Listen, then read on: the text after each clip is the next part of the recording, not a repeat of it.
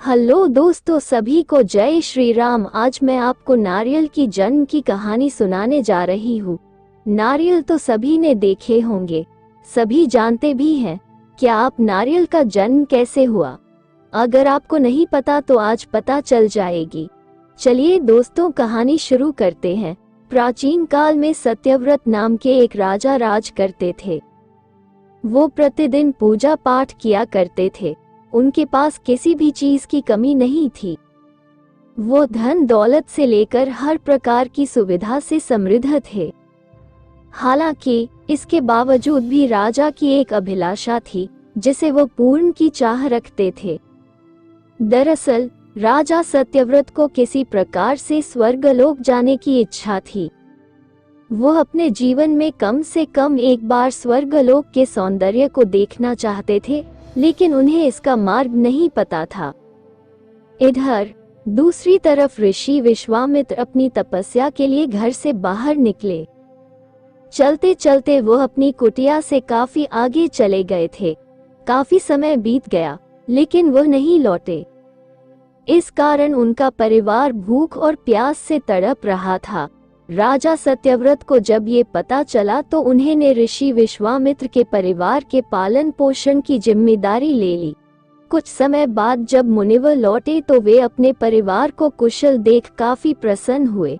उन्होंने पूछा कि उनकी अनुपस्थिति में किसने उनकी देखभाल की। इस पर ऋषि के परिवार वालों ने बताया कि राजा ने उनके पालन पोषण की जिम्मेदारी उठाई थी। ये सुनकर ऋषि विश्वामित्र तुरंत राजमहल पहुंचे और राजा से मुलाकात की। वहां पहुंचकर उन्होंने सबसे पहले महाराज को धन्यवाद कहा। इस पर राजा ने ऋषि से अपनी इच्छा पूर्ण होने का आशीर्वाद मांगा। राजा की बात सुनकर ऋषि विश्वामित्र ने कहा, बोलिए महाराज, आपको क्या वरदान चाहिए? तब महाराज ने कहा, हे मुनि, मुझे एक बार स्वर्गलोक के दर्शन करने हैं। कृपया करके मुझे वहां जाने का वरदान दें।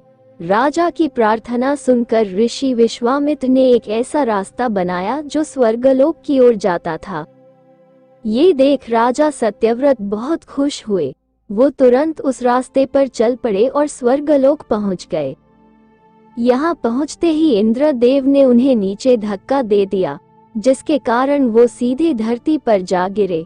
राजा सत्यव्रत ने तुरंत सारी घटना ऋषि विश्वामित्र बताई। राज की बात सुनकर ऋषि विश्वामित्र गुस्से से आग बबूला हो उठे। उन्होंने तुरंत सभी देवताओं से इस बारे में बात की और इस समस्या का हल निकाला, जिसके बाद राजा के लिए एक नया स्वर्गलोक बनाया गया। नए स्वर्गलोक को पृथ्वी और देवताओं के स्वर्गलोक के बीचों बीच स्थापित किया गया था, ताकि किसी को परेशानी न हो। नए स्वर्गलोक से राजा सत्यव्रत तो बहुत खुश हुए, लेकिन विश्वामित्र को एक चिंता लगातार सता रही थी। उन्हें डर था कि नया स्वर्गलोक कहीं जोरदार हवा के कारण गिर न पड़े। अगर ऐसा होगा तो राजा सत्यव्रत दोबारा से धरती पर जा गिरेंगे। काफी सोच विचार के बाद ऋषि विश्वामित्र को एक उपाय सूझा। उन्होंने नए स्वर्गलोक के नीचे एक बहुत लंबा खंभा लगा दिया ताकि उसे सहारा मिल सके।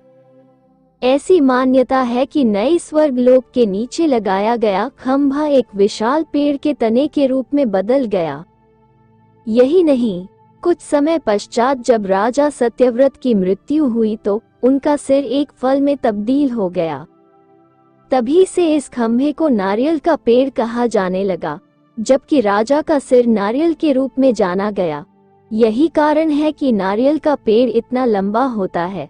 कहानी से सीख। इस कहानी से हमें ये सीख मिलती है कि अगर सच्चे मन से किसी की मदद करें तो हमारी हर ख्वाहिश पूरी हो सकती है।